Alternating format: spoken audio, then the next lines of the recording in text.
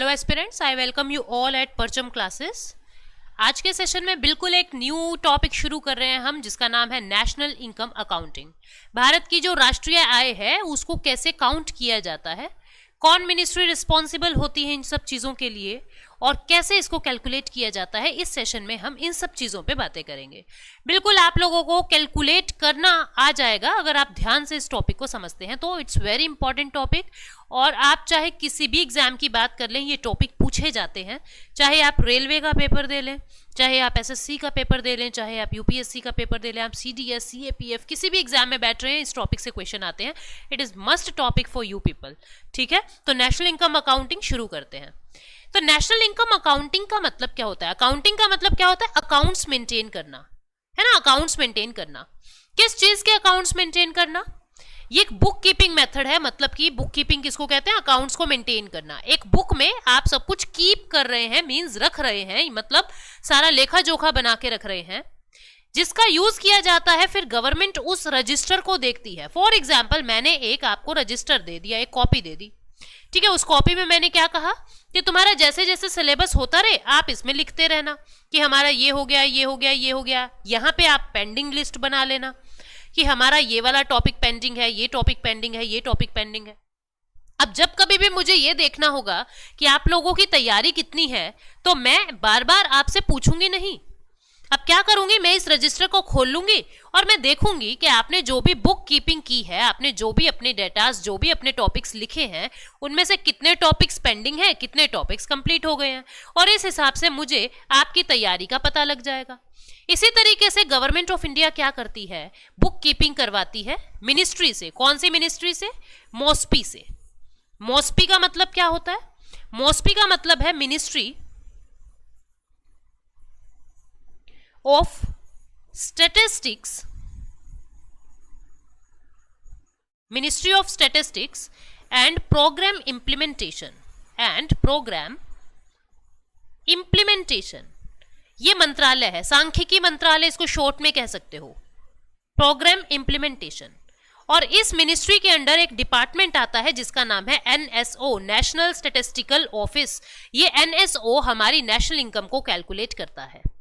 ठीक है, इससे क्या पता लगता है गवर्नमेंट को कि लेवल ऑफ इकोनॉमिक एक्टिविटी क्या चल रहा है, इंडिया के अंदर कितना प्रोडक्शन हो रहा है, उस प्रोडक्शन का प्राइस कितना है, कितने टैक्सेस लग रहे हैं, कितने लोग नौकरियां कर रहे हैं, कितनी फैक्ट्री रन की जा रही है। इन सब चीजों का, यानी इन सब इकोनॉमिक एक्टिविटीज का अंदाजा लग जाता है नेशनल इनकम अकाउंटिंग से, अकाउंट्स मेंटेन करने से, बुक कीपिंग करने से। ठीक है, तो ये नेशनल इनकम अकाउंटिंग था जिसके बारे में हमने समझा। अब हम इसकी थोड़ी सी हिस्ट्री जान लेते हैं कि सबसे पहले ये काम किसने किया, फिर किसने किया। देखो, इंडिपेंडेंस से पहले दादा भाई नौरोजी ने 1867 में, ये वो फर्स्ट पर्सन थे जिन्होंने अपनी book un British rule in India में नेशनल इनकम कैलकुलेट की थी। दादा भाई नौरोजी जेल में जाते हैं और वहां पे बहुत सारे भारतीय जो हैं वो बंद होते हैं जेल में, और उनसे एक अंदाजा लेते हैं कि आप कितना कमाते थे, ये है वो। मतलब इन्होंने ना कोई फॉर्मूला यूज नहीं किया, कुछ नहीं, बस लोगों से मुलाकात की और बस अपना एक आइडिया दे दिया कि इंडिया की नेशनल इनकम इतनी होगी। इसलिए कहते हैं दादा भाई नौरोजी ने जो किया था कैलकुलेशन, वो जनरल मेथड से किया था। कैसे किया था? वो जनरल मेथड से किया था, सामान्य विधि से किया था। फिर यूजिंग साइंटिफिक मेथड को यूज करके सबसे पहले नेशनल इनकम किसने कैलकुलेट की थी? सर वीकेआरवी राव ने कैलकुलेट की थी। इन्होंने फॉर्मूलाज का यूज किया था, और ना केवल दादा भाई नौरोजी की तरह सिर्फ एग्रीकल्चर को इंक्लूड नहीं करके और भी बहुत सारे सेक्टर्स को इन्होंने इंक्लूड किया था। और 1931 में इन्होंने सबसे पहले नेशनल इनकम कैलकुलेट की यूजिंग साइंटिफिक मेथड, यानी फॉर्मूलेज का यूज करके। फिर 1949 से 1955 देश में नेशनल इनकम कमेटी बनाई जाती है, राष्ट्रीय आय समिति, नेशनल इनकम कमेटी बनाई जाती है। इस कमेटी के चेयरमैन कौन थे? जवाहरलाल नेहरू। जवाहरलाल नेहरू की अध्यक्षता में, चेयरमैनशिप में इस कमेटी को रन किया जाता है, और इसको कहा गया कि आप लोगों को नेशनल इनकम कैलकुलेट करनी है टिल 1955। 1955 में क्या हो जाता है? सीएसओ बन जाता है। सीएसओ का पूरा मतलब है सेंट्रल स्टैटिस्टिकल ऑफिस। नाम क्या है? Central statistical office. ये बन जाता है 1955 में। 1952 में बन जाता है ये डिपार्टमेंट, और 1955 से इसको काम दे दिया गया कि आपको नेशनल इनकम कैलकुलेट करनी है। ये बना कब? ये बनता है 1952 में और इसका काम शुरू होता है 1955 में। काम दिया था कि आपको नेशनल इनकम कैलकुलेट करनी है, ठीक है। तो 2020 तक के लिए इसको ये टारगेट दिया था। अब होता क्या है, एक विभाग था अपने यहाँ पे, एक डिपार्टमेंट था जिसका नाम था NSSO और एक डिपार्टमेंट है जिसका नाम है CSO। NSSO का मतलब है national sample survey organisation. National sample survey organisation, इसका काम होता है सेंसस करना, इसका काम होता है भारत में पॉवर्टी कैलकुलेट करना, ठीक है। एक तो जनगणना करना और पॉवर्टी कैलकुलेट करना। CSO को काम दिया था कि आपको नेशनल इनकम कैलकुलेट करनी है। अब दोनों का एक जैसा सा ही काम है। अगर पॉवर्टी निकाल रहा है तो ऑब्वियस है वो इनकम भी चेक कर ही रहा है। तो गवर्नमेंट ऑफ इंडिया ने देखा ये डुप्लीकेशन ऑफ एफर्ट्स हो रहे हैं। डुप्लीकेशन ऑफ एफर्ट्स का मतलब क्या है? एक काम दो बार करना पड़ रहा है, वही सेम काम दो ऑफिसर अलग अलग टाइम पे कर रहे हैं, तो क्यों ना मैं दोनों को एक मिला दूं, दोनों डिपार्टमेंट्स को, और डिपार्टमेंट का एक नया नाम दे दूं जिसका नाम है NSO। क्यों ना मैं एक NSO बना दूं, NSSO और CSO को मिला के, और इसी को ही कहूं तुझे ही पॉवर्टी निकालनी है, तुझे ही पॉपुलेशन सेंसस करना है और तुझे ही नेशनल इनकम निकालनी है। क्योंकि डुप्लीकेशन ऑफ एफर्ट्स नहीं होगा, इससे भारत सरकार का जो पैसा है वो भी बच जाएगा और एफर्ट्स जो है वो भी बच जाएंगे। तो इस तरीके से 2020 में NSO नाम का एक विभाग बना दिया गया और 2020 में इस NSO को क्या काम दिया कि तुझे ये तीनों काम करने हैं, और तब से लेके अब तक NSO MOSPI के अंडर आता है और यही नेशनल इनकम को कैलकुलेट करता है। इस तरीके से नेशनल इनकम का सफर जो है वो शुरू होता है। इसके बारे में और की फैक्ट्स समझते हैं। अब आप बहुत सुनते हैं कि GDP इतना हो गया, GDP उतना हो गया। क्या GDP नेशनल इनकम होता है? बिल्कुल नहीं। GDP नेशनल इनकम नहीं होता है। तो GDP क्या होता है? GDP होता है स्टूडेंट्स कि देश में प्रोडक्शन कितना हुआ है, देश में उत्पादन कितना हुआ है। जो हमारी नेशनल इनकम होती है वो होती है NNP। NNP का पूरा नाम क्या होता है? Net national product. GDP का पूरा नाम क्या होता है? Gross domestic product. इसका पूरा नाम होता है net national product at factor cost. इस टर्म को नेशनल इनकम कहते हैं। अब मैम हमें तो पता ही नहीं है क्या होता है। बिल्कुल नहीं पता आपको क्या होता है और बिल्कुल दिमाग पे जोर डालने की जरूरत नहीं है। अभी तक आपको बस इतनी बात पता होनी चाहिए कि GDP नेशनल इनकम नहीं होता है। क्या होता है अपने को नहीं पता, लेकिन GDP नेशनल इनकम नहीं होता है ना। मुझे नहीं पता तुम क्या करोगे, लेकिन तुम ये काम नहीं करोगे। ये वही बात है कि हमें नहीं पता कि GDP क्या होता है, हाँ, लेकिन वो नेशनल इनकम नहीं होता है, कुछ और ही होता है ना। क्या होता है समझेंगे, और NNP भी क्या होता है समझेंगे, ये फैक्टर कॉस्ट क्या होता है समझेंगे। अभी बस ये समझना है कि कोई व्यक्ति अगर नेशनल इनकम बता रहा है तो इट मींस वो NNP एट फैक्टर कॉस्ट बता रहा है, ठीक है। National income is different from GDP, ये हमने देखा। ओनली फाइनल प्रोडक्ट्स की काउंटिंग होगी नेशनल इनकम में, केवल अंतिम उत्पादों की गिनती होगी नेशनल इनकम में, सिर्फ फैक्टर इनकम की ही गिनती होगी नेशनल इनकम में। ये फाइनल प्रोडक्ट और फैक्टर इनकम क्या है इसको समझते हैं। फाइनल प्रोडक्ट और फैक्टर इनकम क्या है उसको समझते हैं। पहले समझते हैं हम फैक्टर इनकम क्या होता है। सबसे पहले समझते हैं कि फैक्टर इनकम क्या होता है। समझो, दो तरीके की इनकम होती है। फाइनल प्रोडक्ट समझते हैं पहले। एक होते हैं फाइनल प्रोडक्ट, अंतिम उत्पाद जिनको कहते हैं, ठीक है, और एक होता है इंटरमीडियरी प्रोडक्ट जिसको मध्यवर्ती उत्पाद या मध्यस्थ उत्पाद कहते हैं। इंटरमीडियरी प्रोडक्ट या मध्यवर्ती या मध्यस्थ उत्पाद कहते हैं। दोनों में क्या फर्क है एक एग्जाम्पल से समझते हैं, ठीक है। आपने पार्ले जी खरीदा। पार्ले जी तो सबने खाया होगा अपनी लाइफ में, मेरा तो फेवरेट है, बच्चों वाला एक फूड फेवरेट है मेरा। पार्ले जी आपने खरीदा, आपने इसको शॉप से खरीदा, खोला और तुम खा गए, कंज्यूम कर लिया तुमने डायरेक्ट। ये आपके लिए क्या हो गया? ये आपके लिए फाइनल प्रोडक्ट हो गया, क्योंकि आपने इसके अंदर कोई और वैल्यू ऐड नहीं की है। ये आपका फाइनल प्रोडक्ट हो गया क्योंकि आपने इसमें कोई और वैल्यू ऐड नहीं की है। ये हमारे लिए फाइनल प्रोडक्ट हो गया। अब आपने क्या किया? अब आपने इसके अंदर मिल्क ऐड कर दिया, अब आपने इसके अंदर शुगर ऐड कर दी, अब आपने इसके अंदर वनीला एसेंस ऐड कर दिया, आपने इसमें इनो डाल दिया और आपने ये सारा सामान मिला जुला के अवन में रख दिया और ये बन गया केक। अब हम इस केक को खा गए। जो पार्ले जी पहले आपने यूं का यूं कंज्यूम कर लिया था, अब उसके अंदर इतनी सारी वैल्यूज ऐड कर दी, उसका रूप बदल दिया। यही पार्ले जी अब केक को बनाने के काम आ रहा है, मींस इसका रूप बदला। इसको मैं क्या कहूंगी, ये इंटरमीडिएरी प्रोडक्ट है। ये क्या है, ये इंटरमीडिएरी प्रोडक्ट है।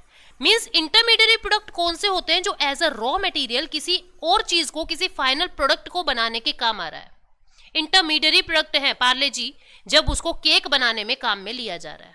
एक और एग्जाम्पल हम समझते हैं। जैसे किसी की शुगर मिल है, किसी की शुगर मिल है, मैंने उससे पूछा कि तुम्हारे यहाँ क्या बनता है, वो कहेगा चीनी बनती है। मतलब उसके यहाँ पे चीनी, शुगर एक फाइनल प्रोडक्ट है, एक फाइनल प्रोडक्ट है। अब यही चीनी अगर किसी बेकरी पे जा रही है, अगर किसी बेकरी में यही चीनी आ जा रही है, तो ये चीनी जो है बिस्किट बनाने में, चॉकलेट्स बनाने में, ब्रेड बनाने में, केक बनाने में वहां पे यूज हो रही है। यानी यही चीनी अब कुछ और बनाने के काम आ रही है, तो हम क्या कहेंगे कि ये चीनी तो इंटरमीडिएरी प्रोडक्ट है फॉर बेकरी वाला और फाइनल प्रोडक्ट है फॉर शुगर मिल। मीन्स कोई चीज फाइनल होगी या इंटरमीडिएरी होगी, it will depend on it's use. ये यूज कैसे की जा रही है उस चीज पे डिपेंड करेगी। लेकिन हमें तो ये समझना है कि इंडियन गवर्नमेंट काउंट कैसे करती है कि ये फाइनल प्रोडक्ट है, ये इंटरमीडिएट प्रोडक्ट है, उसको समझते हैं। अब जैसे फॉर एग्जाम्पल मान लीजिए एक साल में 100 टायर्स बनते हैं, एक साल में 100 टायर्स बनते हैं, ठीक है। इन 100 टायर्स में से 20 टायर जो है, 100 टायर में से 20 टायर जो है, उससे हम लोगों ने क्या कर दिया, उससे हमने 5 गाड़ी बना दी। 5 गाड़ी में वो हमने 20 टायर्स लगा दिए हैं। और 80 टायर यूं के यूं पड़े हैं देश के अंदर, उनका कुछ भी और हमने कुछ नहीं किया, वो यूं के यूं पड़े हैं। एक साल खत्म हो गया। अब इंडियन गवर्नमेंट ने, मोदी जी ने मुझे भेजा कि गिनती करके आओ फाइनल प्रोडक्ट कितने बने हैं। मैं मोदी जी को क्या बताऊंगी कि सर 5 गाड़ी बनी है और 80 टायर बने हैं। क्योंकि इन 20 टायरों का फाइनल रूप ये 5 गाड़ी थी, तो मैं क्या बताऊंगी, 5 गाड़ी बनी है और 80 टायर बने हैं। बात समझ आई? एक और एग्जाम्पल से समझते हैं। मान लीजिए किसी ट्री के, किसी पेड़ के जंगल में जाके, मतलब हमने 20 लोग्स काट लिए। लोग्स का मतलब क्या होता है, लट्ठे, जो मोटा मोटा स्टेम होता है ना, आपने वो काट लिया।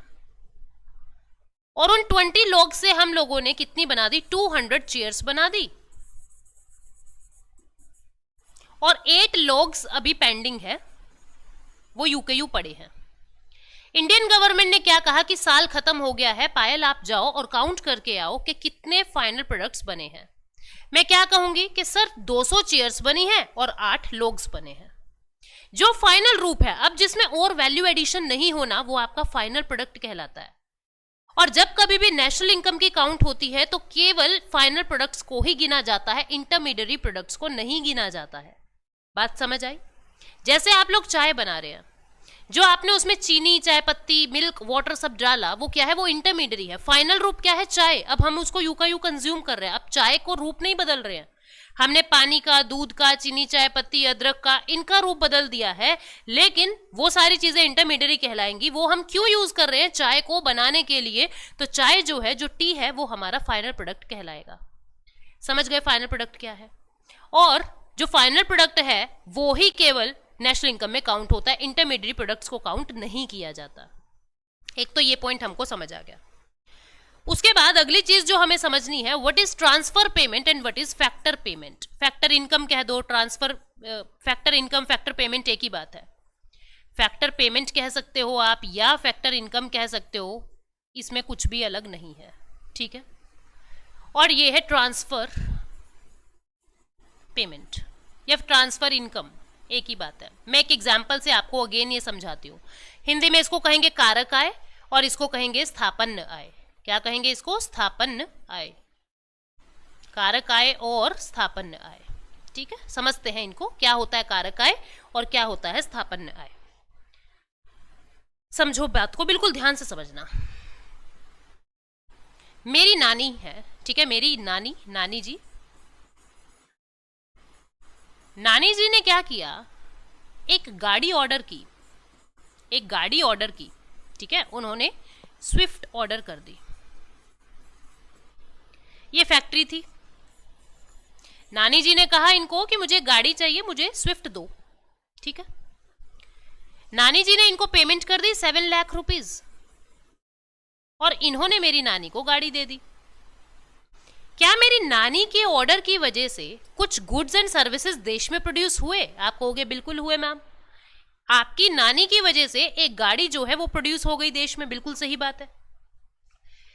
यानी यहां पे एक तरफ से पैसा जा रहा, दूसरी तरफ से कुछ ना कुछ गुड्स और सर्विसेज प्रोड्यूस हुई है। तो जो ये 7 लाख रुपए है इसको मैं क्या कहूंगी? फैक्टर पेमेंट है।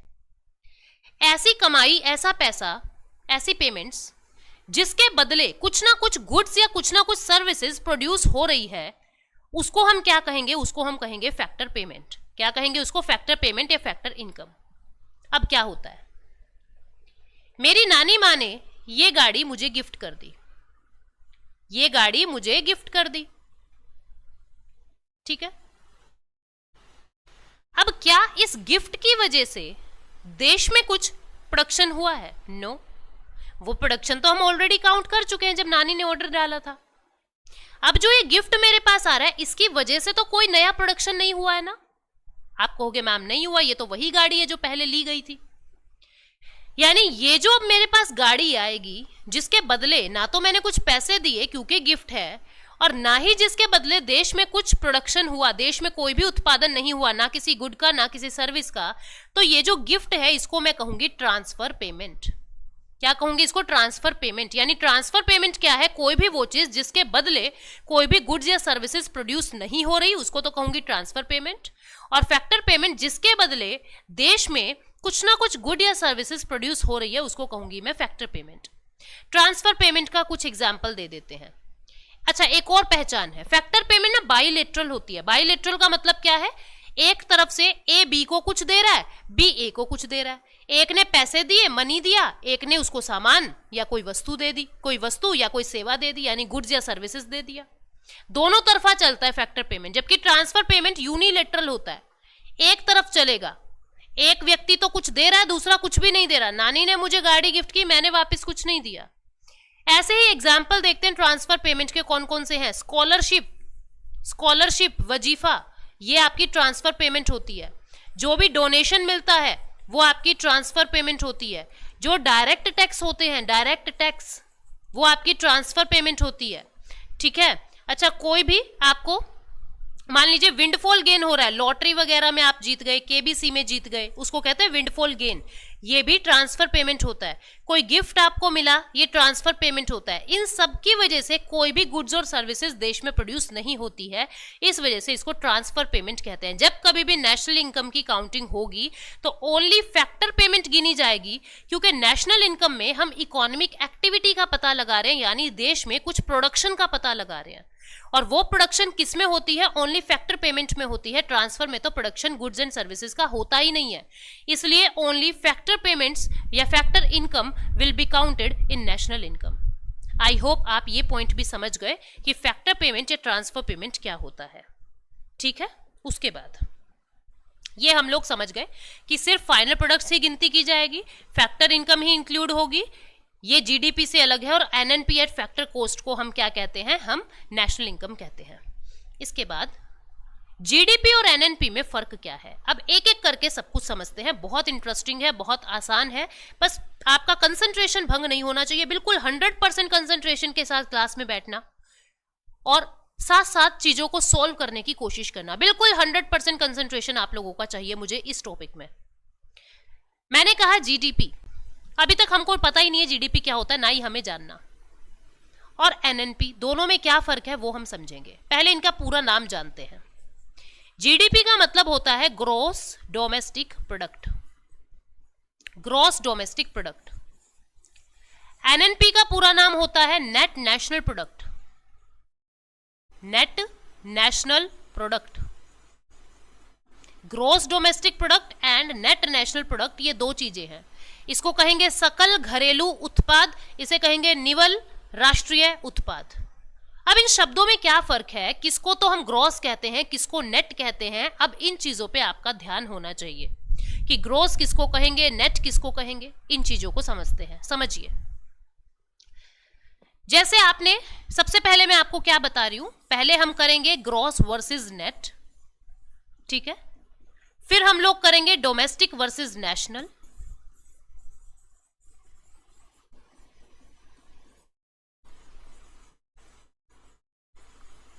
और फिर हम लोग करेंगे जीडीपी होता है मार्केट कोस्ट पे और एनएनपी होता है फैक्टर कोस्ट पे। तो हम देखेंगे ये मार्केट कोस्ट और फैक्टर कोस्ट में क्या डिफरेंस है, ठीक है। इस तरीके से हमें ये तीन डिफरेंस समझने हैं। सबसे पहले हम समझते हैं कि ग्रॉस वर्सेस नेट क्या होता है। एक तरफ है ग्रॉस और एक तरफ है नेट। समझते हैं बात को। मान लीजिए आप लोगों ने एक गाड़ी खरीद ली, एक गाड़ी खरीद ली आप लोगों ने 10 लाख की, एक गाड़ी परचेज किया आपने 10 लाख की। आपको वो गाड़ी अच्छी नहीं लग रही, आपने क्या किया, उसको 1 साल के बाद ही बेचना निकाल दिया। 1 साल के बाद ही आपने उसको बेचने के लिए कह दिया, और वो गाड़ी बिकी कितने की, वो गाड़ी बिकी 8 लाख की। कितने की बिकी, गाड़ी बिकी 8 लाख की, ठीक है। 10 लाख की खरीदी थी, 8 लाख की बिकी। आप कहेंगे मैम मेरे तो 1 साल में ही 2 लाख रुपए कम हो गए। 2 लाख रुपए आपके कम हो गए, है ना।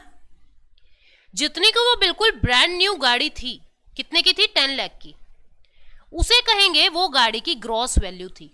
क्या थी, वो गाड़ी की ग्रॉस वैल्यू थी। लेकिन एट प्रेजेंट उसकी वैल्यू कितनी है, 8 लाख। इसको मैं क्या कहूंगी, ये इसकी नेट वैल्यू है।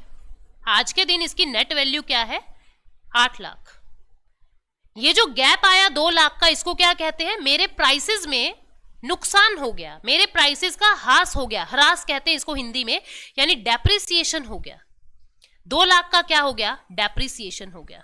समझे बात को। आपने कोई मोबाइल खरीदा 20,000 का और उसको 2 महीने के बाद ही बेच रहे हो आप, तो वो बिका 15,000 का। 5,000 रुपए आपके मोबाइल पे डेप्रिसिएशन लग गया। डेप्रिसिएशन क्या होता है, किसी फिक्स्ड चीज के दाम समय के अनुसार कम हो जाना, अकॉर्डिंग टू टाइम किसी के प्राइसेस में गिरावट आ जाना, मशीन्स में और में, इन सब चीजों को हम क्या कहते हैं, ये मूवेबल आइटम्स पे होता है। प्रॉपर्टी एक ऐसा एसेट है जो डेप्रिशिएट नहीं होता है। गोल्ड ऐसा एसेट है डेप्रिशिएट नहीं होता है, बढ़ता ही है, ठीक है। समझ गए बात को। अब समझो, मुझे क्या करना है, मुझे 10 लाख से 8 लाख पे जाना है। कैसे जाऊं, आप कहोगे मैडम सीधा सा 2 लाख माइनस कर दो, यानी डेप्रिसिएशन माइनस कर दो। ग्रॉस से नेट पे मैं कैसे आई, ग्रॉस से नेट पे आने के लिए मैंने क्या किया, माइनस कर दिया डेप्रिसिएशन। और वापस से मुझे 8 लाख से अगर 10 लाख पे जाना है, मुझे अगर वापस से नेट से ग्रॉस पे जाना है, मैं क्या करूंगी, प्लस कर दूंगी डेप्रिसिएशन। मुझे ग्रॉस से नेट पे अगर जाना है, मतलब 10 लाख से अगर 8 लाख पे जाना है, तो मैंने क्या किया, मैंने डेप्रिसिएशन माइनस कर दिया। और मुझे फिर से नेट से ग्रॉस पे आना है, 8 लाख से फिर से 10 पे जाना है, मैंने डेप्रिसिएशन प्लस कर दिया। यानी ग्रॉस और नेट में किस चीज का फर्क है, डेप्रिसिएशन का फर्क है। अब क्वेश्चन कैसे पूछा जा सकता है, अब उसको देखते हैं। ये फॉर्मूला आपको समझ आ गया होगा। अब हम क्वेश्चन पे चलते हैं। क्वेश्चन पूछा गया मुझसे क्वेश्चन पूछ लिया कि what is NDP, what is NDP, net domestic product क्या है।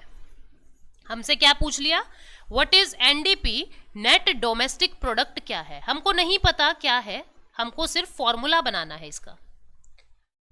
ए ऑप्शन में दे दिया अपने को जीडीपी प्लस डेप्रिसिएशन, और बी ऑप्शन में अपने को दे दिया GDP minus depreciation. GDP plus depreciation और जीडीपी माइनस डेप्रिसिएशन। अब आप लोग देख रहे हैं कि डीपी सेम है सब जगह, इसमें कोई चेंज नहीं करना, ये हमें कोई परेशान नहीं कर रहा है। डीपी सेम है। हमें पहुंचना कहां है, हमें पहुंचना है नेट पे, और हमें गिवन क्या है, ग्रोस है। हर ऑप्शन में दिया क्या हुआ है, ग्रोस। हमें जाना कहां है, नेट पे। आप देखोगे कि ग्रोस से नेट पे जाना तो मुझे बड़े आसानी से आता है, मैम ने बताया था। ग्रोस से नेट पे जाना हो तो क्या करते हैं, माइनस करते हैं डेप्रिसिएशन। तो आंसर क्या आ जाएगा, माइनस कर दो डेप्रिसिएशन, ये क्या आ जाएगा, एनडीपी। डीपी तो सेम है, ग्रोस से नेट पे जाना था, माइनस कर दिया depreciation, answer will be B. समझ गए। इसी क्वेश्चन को कोई ऐसे पूछ लेता, मान लीजिए इसी क्वेश्चन को कोई ऐसे पूछ लेता, क्वेश्चन पूछ लिया what is GDP. A option कह दिया आपको एनडीपी प्लस डेप्रिसिएशन, और बी ऑप्शन ने आपको कह दिया एनडीपी माइनस डेप्रिसिएशन। तो अब फिर से आप देखोगे डीपीडीपी बिल्कुल सेम है, बस अपने को अल्फाबेट्स चेंज करने हैं। पहुंचना कहाँ है? अब क्वेश्चन में क्या पूछा है? ग्रोस। गिवन क्या है ऑप्शन में? नेट। अब आप देखोगे नेट से ग्रोस पे जाने के लिए तो मैं डेप्रिसिएशन प्लस करता हूं, तो आंसर क्या आ जाएगा? प्लस डेप्रिसिएशन, ये आ जाएगा जीडीपी के बराबर। आई होप आपको ये कंसेप्ट समझ आ गया है। ये वाला फॉर्मूला आपको नोट कर लेना है कि ग्रॉस से नेट पे, नेट से ग्रोस पे कैसे जाते हैं। अब आगे बढ़ते हैं। देखो हमने क्या किया, जीडीपी से डेप्रिसिएशन माइनस करा है और हम लोग पहुंच गए नेट पे, यानी जी से नेट का सफर तो हो गया पूरा। ये डेप्रिसिएशन क्या है ये अपने को समझ आ गया है। अब अगला कन्वर्जन अपने को क्या करना है वो देखते हैं। अगला कन्वर्जन क्या करना है वो देखते हैं। एक मिनट,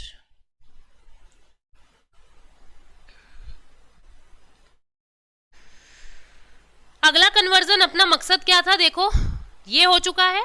अब हमें डोमेस्टिक और नेशनल का डिफरेंस समझना, बिल्कुल ध्यान से समझोगे। डोमेस्टिक वर्सेस नेशनल क्या होता है? एक तरफ है डोमेस्टिक, एक तरफ है नेशनल। डोमेस्टिक वर्सेस नेशनल, ठीक है। इसको थोड़ा साइड कर लेते हैं हम।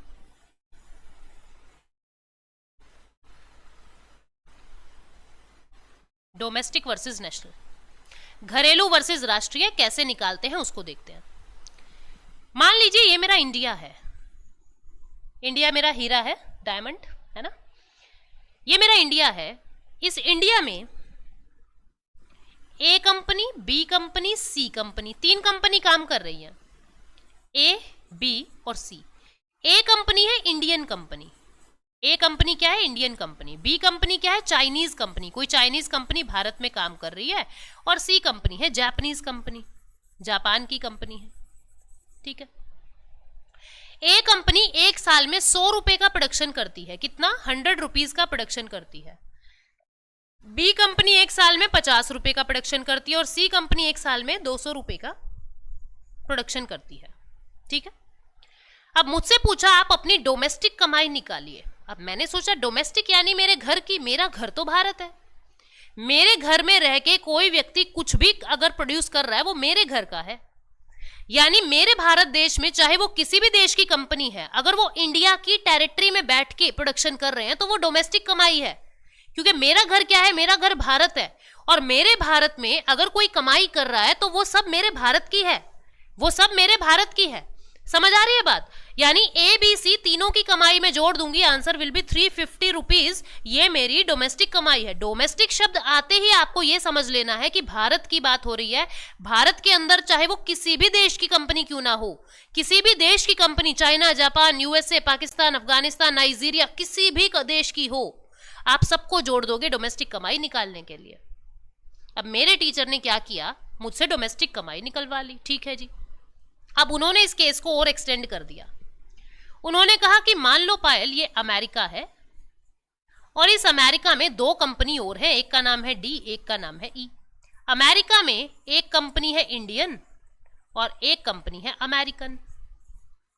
इंडियन कंपनी वहां 100 रुपीज का प्रोडक्शन कर रही है एक साल में और यूएस की कंपनी 50 रुपए का। मुझे पता है डॉलर होता है, बट मैं समझाने के लिए ये ले रही हूं। अब मुझे पूरा केस समझा दिया कि आपकी डोमेस्टिक कमाई है 350 रुपए, और ये अमेरिका के अंदर इस तरीके से पूरा मुझे केस समझा दिया। और मुझे कहा गया कि अब आप नेशनल कमाई निकालिए। आप क्या निकालिए? अब आप राष्ट्रीय कमाई निकालिए, अब आप नेशनल कमाई निकालिए। मैंने सोचा नेशनल यानी सिर्फ मेरे भारत की, किसी और की मिलावट नहीं होनी चाहिए, सिर्फ मेरे भारत की। तो मैंने कहा ठीक है। डोमेस्टिक कमाई क्या थी मेरी? 350 रुपए थी, 350 रुपीज थी। अब जो भी लोग विदेशी काम कर रहे थे ना भारत में, मैंने क्या किया? उनको भगा दिया। मैंने उनकी कमाई को माइनस कर दिया। माइनस कर दिया मैंने चाइना को, माइनस कर दिया मैंने जापान की कंपनी को। अब मैंने देखा कि पूरे विश्व में भारत की भी तो बहुत सारी कंपनी है जो काम कर रही है, उनको भी जोड़ूंगी। मैंने कर दी है डी कंपनी की कमाई को, इंडियन कंपनी की कमाई को, उसको प्लस कर दिया। यानी 350 मेरी डोमेस्टिक कमाई में से मैंने चाइना के 50 रुपए माइनस कर दिए, जापान के 200 रुपए माइनस कर दिए और ये 100 रुपए इंडिया के प्लस कर दिए। 150 रुपए ये मेरी 150 रुपीज ये मेरी नेशनल कमाई आ गई। मैंने क्या किया? मैंने जो इनकम अब्रॉड की थी वो माइनस कर दी। यानी माइनस कर दी इनकम टू अब्रोड। ध्यान से समझोगे, मैंने माइनस क्या कर दिया, मैंने माइनस कर दिया इनकम टू अब्रोड, माइनस कर दिया मैंने इनकम टू अब्रोड। ठीक है, जो कमाई उधर जा रही थी उसको माइनस कर दिया और प्लस कर दिया मैंने इंडिया की कमाई को, यानी income from abroad, income from abroad को मैंने प्लस कर दिया। इनकम फ्रॉम अब्रोड में विदेशों से हमारा भारत कितना कमा रहा है वो जोड़ दिया और जो चाइना जापान की थी वो माइनस कर दी। इनकम टू का मतलब भेजना, वो माइनस कर दिया और जो इंडिया के अंदर आ रहा था विदेशों में रह के वो हम लोगों ने प्लस कर दिया।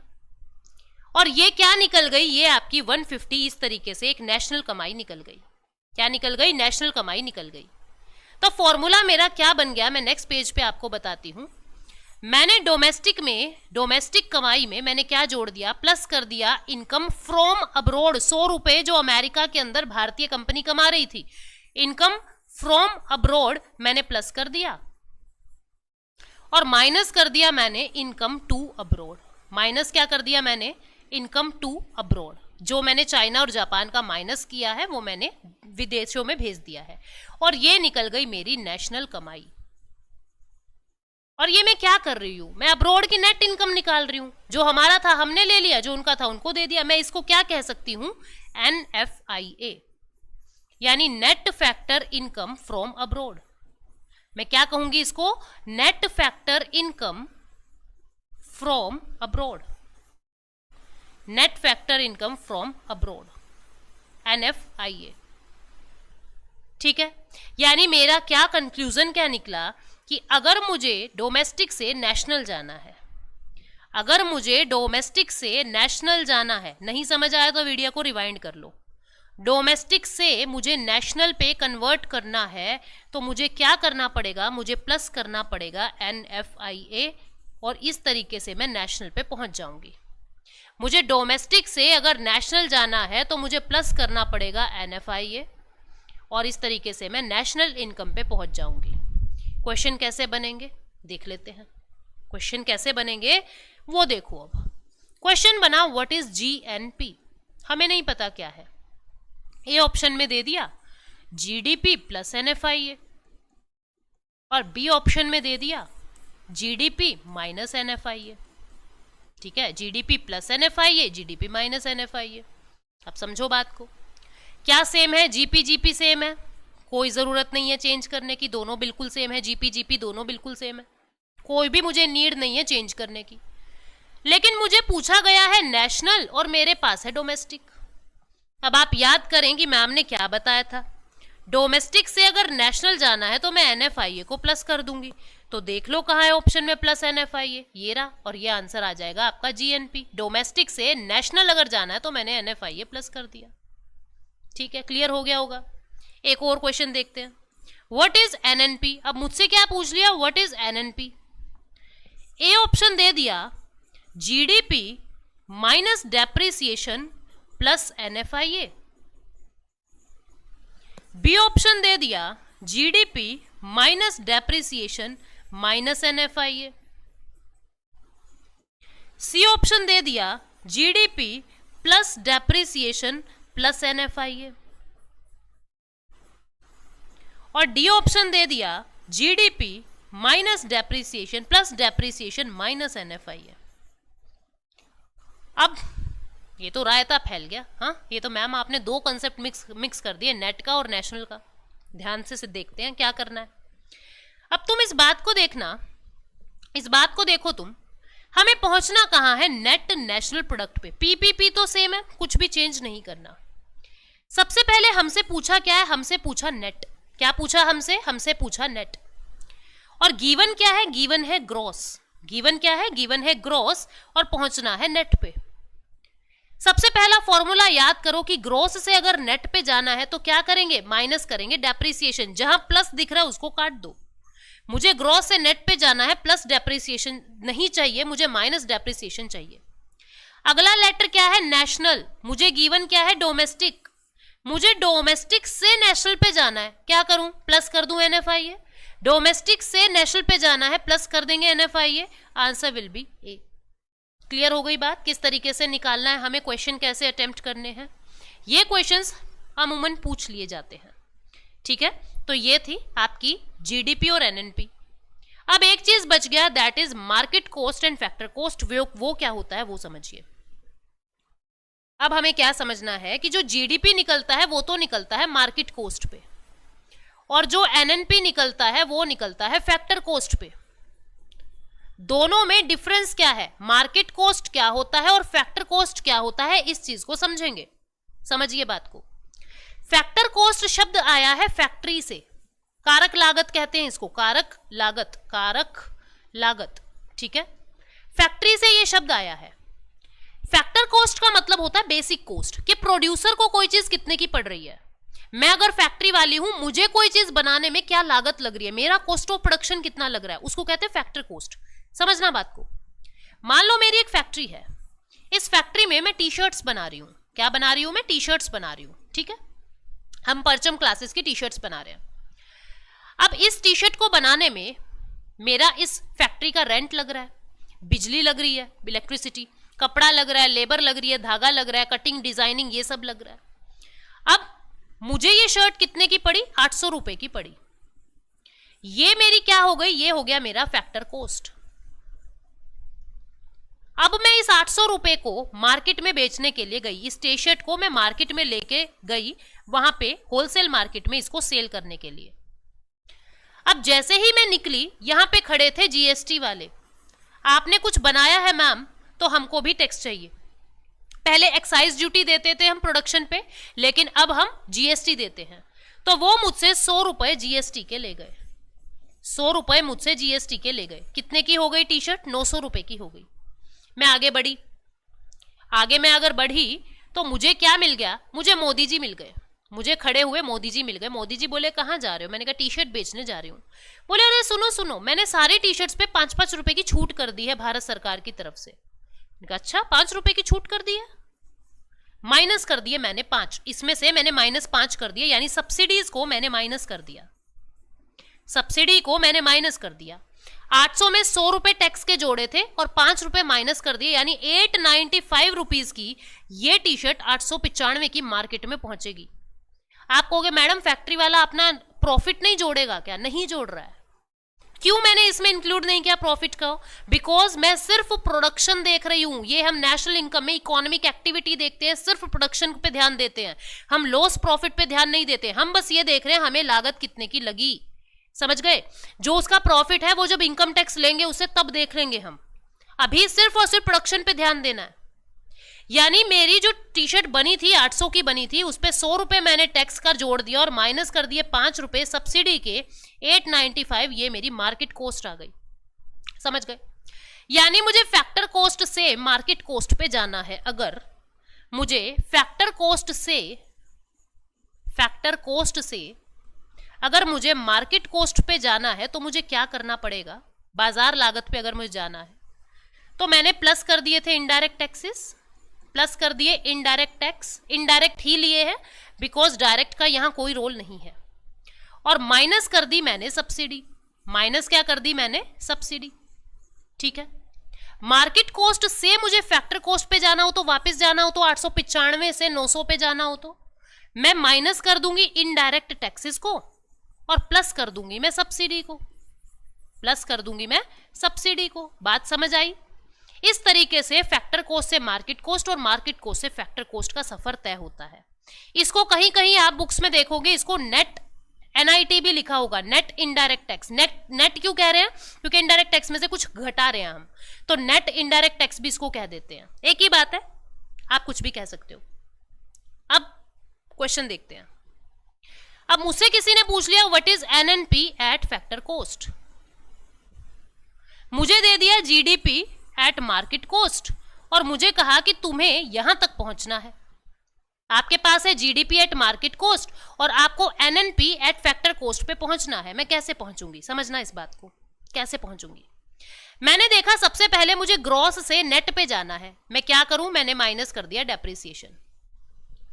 फिर मैंने देखा मुझे डोमेस्टिक से नेशनल पे जाना है, मुझे डोमेस्टिक से नेशनल पे जाना है। मैंने क्या कर दिया, प्लस कर दिया NFI। अपने फॉर्मूले तीनों लिख के रखो और फिर इसको सॉल्व करो मेरे साथ साथ। अब मैंने देखा पी और पी तो सेम है, अगला मेरा कदम क्या है, मुझे मार्केट कॉस्ट से फैक्टर कॉस्ट पे जाना है, मार्केट से फैक्टर कॉस्ट 895 से 900 पे जाना है। मैंने माइनस प्लस कर दी सब्सिडी और माइनस कर दिया मैंने इनडायरेक्ट टैक्स, और इस तरीके से मुझे क्या मिल गया, NNP एट फैक्टर कॉस्ट। इसी तरीके से भारत सरकार पहले जीडीपी निकालती है और जीडीपी निकालने के बाद फिर उसको नेशनल इनकम यानी एनएनपी में कन्वर्ट करती है। हम देख लेते हैं क्या यही लिखा हुआ है, बिल्कुल यही लिखा हुआ है। जीडीपी एट मार्केट कॉस्ट में से मैंने डेप्रिसिएशन माइनस कर दिया नेट पे पहुंचने के लिए, net factor income from abroad plus कर दिया नेशनल पे पहुंचने के लिए, और फैक्टर कॉस्ट पे पहुंचने के लिए इनडायरेक्ट टैक्स माइनस कर दिए और सब्सिडी प्लस कर दी। बस सिंपल, यही यहां लिखा हुआ है। यहां मार्केट कॉस्ट वाला शब्द नहीं है, सिर्फ जीडीपी और एनएनपी का कन्वर्जन है। तो जीडीपी से नेट पे जाओगे, माइनस कर दोगे डेप्रिसिएशन और प्लस कर दोगे एनएफआईए, आपको नेट नेशनल प्रोडक्ट मिल जाएगा। क्लियर हुई बात, what is GDP versus NNP, या कैसे निकालते हैं। तो अभी की क्लास में हम इतना ही कर रहे हैं, और फ्यूचर मतलब जो नेक्स्ट सेशन होगा बाकी की चीजें उसमें समझेंगे। पहले आप इतनी प्रैक्टिस कर लीजिए, ठीक है। कुछ क्वेश्चंस मैं आप लोगों के लिए लाई हूं, वो देख लेते हैं एक बार। अभी एक ही क्वेश्चन आप कर पाएंगे। हाँ जी, ये देखो question, which of the following is the actual definition of transfer payment. चारों स्टेटमेंट ध्यान से पढ़ो। वो पूछ रहा है कि ट्रांसफर पेमेंट क्या होता है, एक्चुअल डेफिनेशन क्या है ट्रांसफर पेमेंट की। It refers to the payment made as compensation to the employee within an organization। किसी ऑर्गेनाइजेशन में किसी को कंपनसेट करने के लिए, कंपनसेट क्या होता है भाई, किसी को चोट लग गई, ठीक है, ले ये पैसा मैं देता हूँ, कंपनसेट कर रहे हो आप। किसी की डेथ हो गई तो उसकी फैमिली को पैसा दे, मुआवजा कहते हैं ना सरकार में, मुआवजा, तो कंपनसेट। क्या ये ऐसा था क्या? बिल्कुल नहीं, ऐसा नहीं था। Transfer payment refers to the payment made to workers on transferring from one job to another. क्या ये वो पेमेंट है जब कोई वर्कर एक जॉब से दूसरी जॉब पे ट्रांसफर होता है? क्या ये वो पैसा है? नो, ये वो भी नहीं है। Transfer payment refers to the payment made without any exchange of goods and services.